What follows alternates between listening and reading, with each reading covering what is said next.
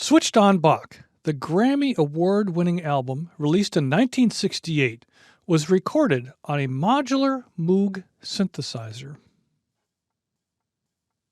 Today, experimenting with that synthesizer would cost $35,000 or more if you're lucky enough to be able to buy one.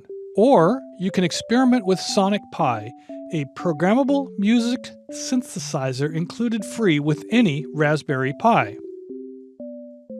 In fact, the music you're hearing right now is being produced by a program running in Sonic Pi.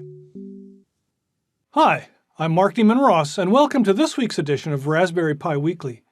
Every week, we explore the Raspberry Pi and share useful tips.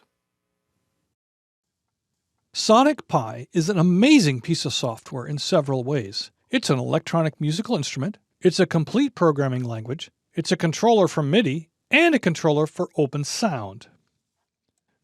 You'll need to connect a speaker. Either use the standard sound plug or Bluetooth speaker if your Raspberry Pi supports Bluetooth. To use Sonic Pi, start up your Raspberry Pi with the Raspbian operating system and start Sonic Pi from the programming menu. I've found the splash screen displays for quite a while. Be patient, Sonic Pi is loading a lot of libraries. With a bit of patience, the Sonic Pi editor will display. The upper left quadrant is the program editor. Increase and decrease the text size with the size minus and size plus buttons. The editor has several buffers to store different programs. You can change the look and behavior of the editor in Preferences, Editor. The lower half of the screen is for the tutorial and documentation files. Use the Help button in the upper right-hand corner to turn this display on and off. The tutorial located in the Help pane is excellent and does a great job of teaching basic to advanced Sonic Pi coding skills. But without diving in too deeply, let's take a brief look at the Sonic Pi programming language.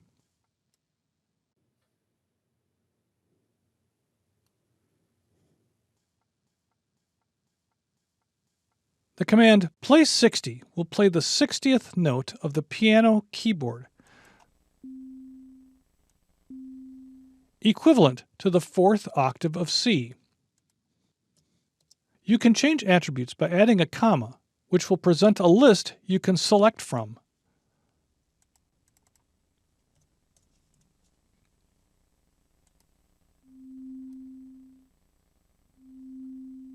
Lines are commented out with a hash mark.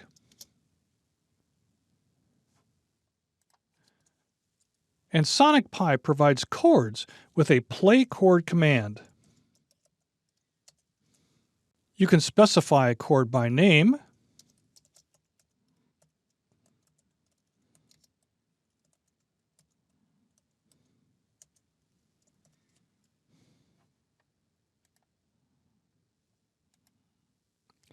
and you can place this in a loop.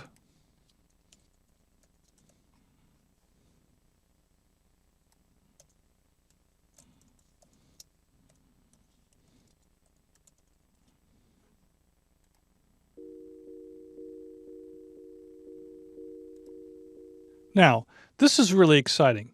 Sonic Pi provides for live performances. In Buffer 1, I've placed a program that plays a series of notes.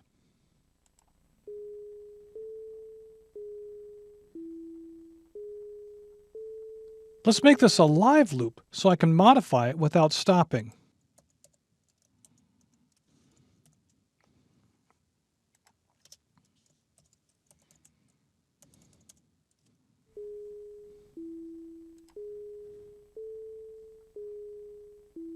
I'll speed up the sequence of notes.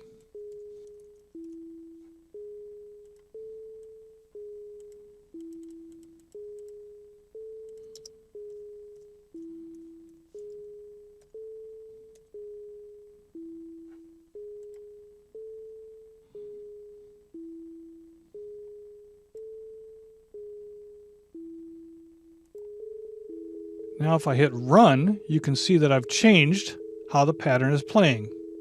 Likewise, I can change the sound.